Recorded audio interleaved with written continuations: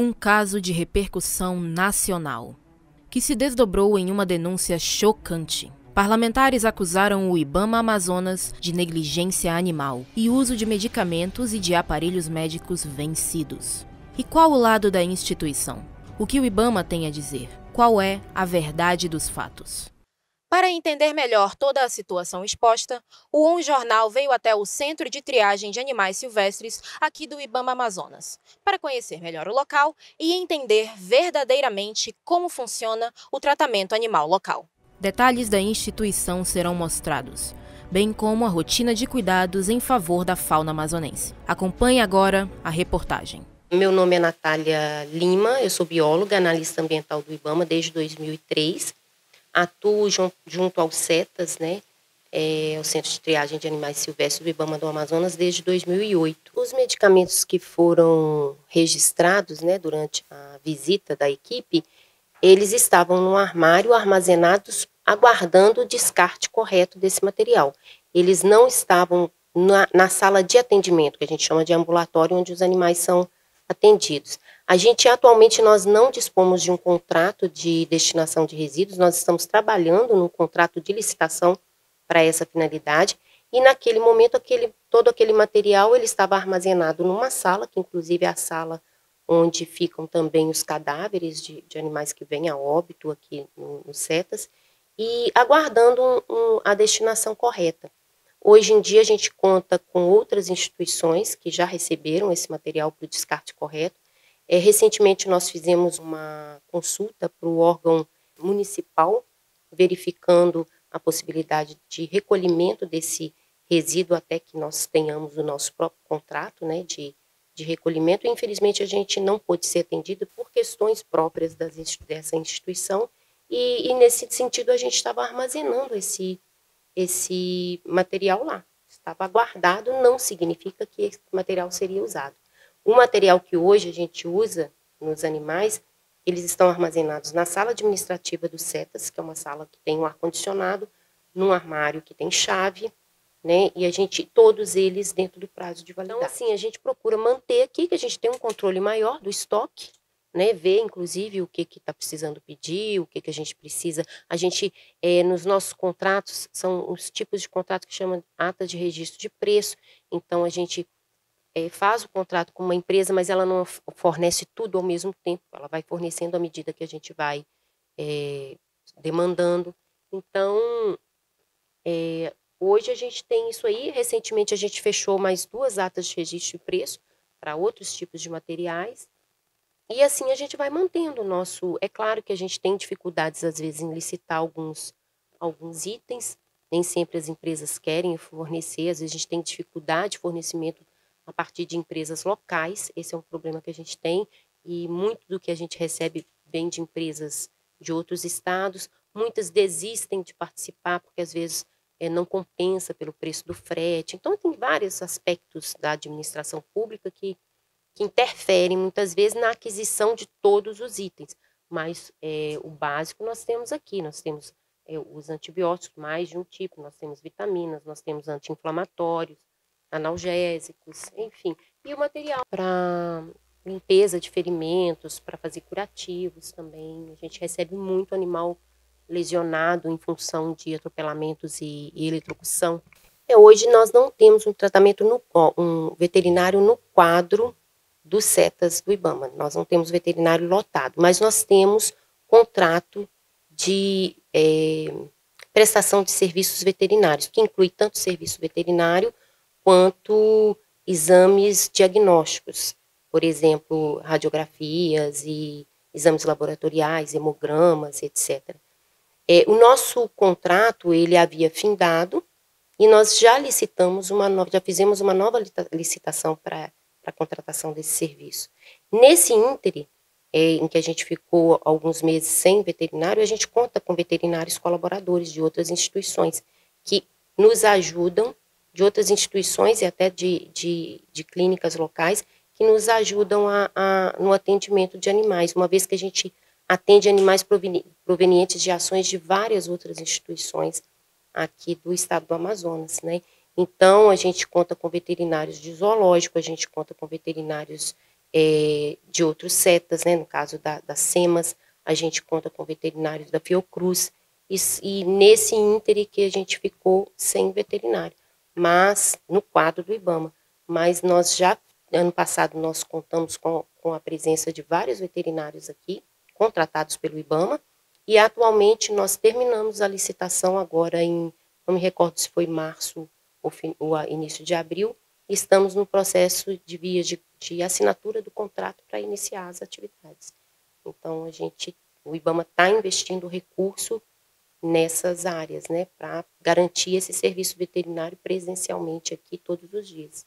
O IBAMA em 2021 contratou uma empresa, né, de engenharia e arquitetura para elaborar o projeto, e já existe um recurso aprovado para a execução desse projeto, né, um recurso internacional que virá através de um fundo internacional para fazer a reforma e melhorias, inclusive a ampliação das instalações da unidade, né? A gente acredita que esse projeto, que a execução desse projeto, ela se inicia ainda este ano, provavelmente logo no início do período da seca, né? A gente sabe que é complicado alguns tipos de obras durante o período da chuva. Então, a ideia é que no segundo semestre a gente já inicie, o recurso já está aprovado, tanto para a contratação da empresa que vai executar o projeto, vai executar a obra, como também da fiscalização da obra. Vai existir uma empresa também contratada para fazer a fiscalização dessa obra. Nós recebemos milhares de animais todos os anos e a gente reabilita muitos deles, né? Então, assim, a gente tem condições de receber e reabilitar, e nós fazemos esse tipo de serviço diariamente aqui, né? Então, é claro, existem limitações para determinados tipos de espécie? Existe. A gente não tem recintos amplos para reabilitar todos os animais que a gente recebe, né? Mas, por exemplo, uma onça. Hoje nós temos condições de cuidar de um filhote de onça, de manter uma onça aqui, mas nós não temos estrutura para reabilitar uma onça com a finalidade de fazer a soltura dela. Então, nós não temos recintos grandes o suficientes para fazer isso. O mesmo vale para primatas de grande porte, né? Então, hoje, um macaco-aranha, se a gente recebe um animal filhote aqui, a gente realmente não tem... Hoje, nós não temos uma estrutura adequada para criar esse filhote. Ok, criamos, mas a gente não tem, por exemplo, para reabilitá-lo, para fazer a devolução para a natureza. E esse aspecto não está ligado somente à questão da infraestrutura. As pessoas não sabem que o processo de reabilitação visando a soltura de um animal, ele passa por um processo, por uma avaliação muito criteriosa, que vai desde ter conhecimento do local de origem, de onde ele veio, saber o quadro comportamental e o quadro sanitário daquele animal. No caso de primatas, você precisa compor grupos, e esses grupos têm que ser da mesma espécie, né, com uma genética próxima, né, sabendo a origem daquele animal. Então, assim, o processo de reabilitação visando soltura é um processo complexo. Hoje nós conseguimos reabilitar e soltar várias espécies aqui. Outras a gente ainda não tem essa condição, né? Mas algo que a gente pretende avançar cada vez mais. Eu acho que o Amazonas merece espaços de reabilitação visando potencializar esses processos de soltura. Mas nem sempre isso é possível. E as pessoas têm que entender que muitas vezes, quando um animal não é solto, existem motivos para isso. A gente não solta, muitas vezes, porque a gente não quer. É porque, muitas vezes, o histórico do animal, o quadro clínico dele, alguma limitação física, o conhecimento do local de origem, como eu já falei, tudo isso, muitas vezes, impõe limites a um processo de soltura. Quando a gente tem tudo isso sanado, a gente tem possibilidade de fazer solturas, como a gente faz todos os anos aqui. A gente tem muitos relatos de animais que a gente recuperou e que teve plenas condições de retornarem à natureza e foram soltos.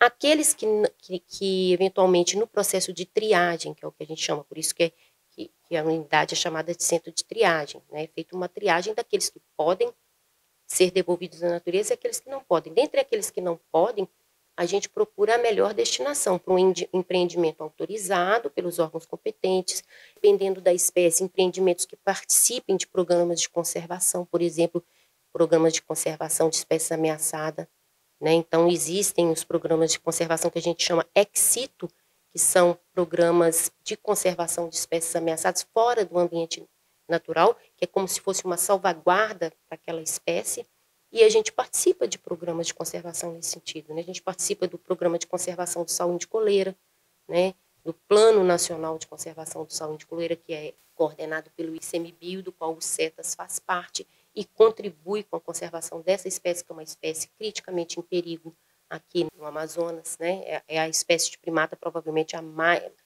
com maior grau de risco de extinção no estado do Amazonas, provavelmente seja o sauim. E é o único centro no Amazonas que recebe essa espécie. Aliás, é o único centro no Brasil que recebe sauim de coleira. Então, hoje a gente tem contratos, por exemplo, de alimentos, em que a gente busca, mediante esses contratos, garantir um conteúdo alimentar e nutricional bom para essas espécies. Então, a gente dispõe de, além de todos os alimentos hortifrutigranjeiros, a gente foca também em alimentos regionais, né, em frutos regionais que possam ser, por exemplo, utilizados no processo de reabilitação de alguns animais naquela fase pré-soltura, né? Então, a gente tem o nosso cardápio aí dos animais, o tucumã, a castanha, que são alimentos que o animal vai encontrar na natureza, principalmente as aves, papagaios, araras, são alimentos que eles vão encontrar na natureza quando eles forem soltos.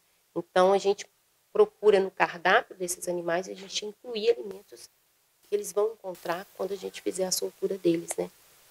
Mas, além disso, a gente proporciona também, para garantir uma dieta equilibrada, a gente proporciona rações premium, né, principalmente para os primatas, para os felinos, para os nossos filhotes. A gente tem diversos tipos de leite, né, aqueles com lactose, sem lactose, aqueles mais voltados para um determinado grupo de espécies que são carnívoros, outros que são herbívoros. Então, a gente tem leite de cabra, a gente tem leite sem lactose, a gente tem leite específicos para felinos, a gente tem rações de primatas. Dentro dos primatas, a gente sabe que a dieta dos primatas é muito variada, tem alguns que são mais herbívoros, outros que são mais generalistas, comem de tudo.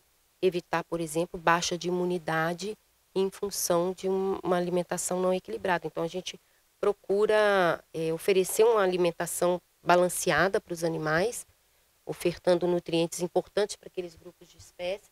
Então, a gente tem, por exemplo, rações próprias para psitacídeos, né, que são araras, principalmente psitacídeos de grande porte. Quem são os psitacídeos de grande porte? As araras, né?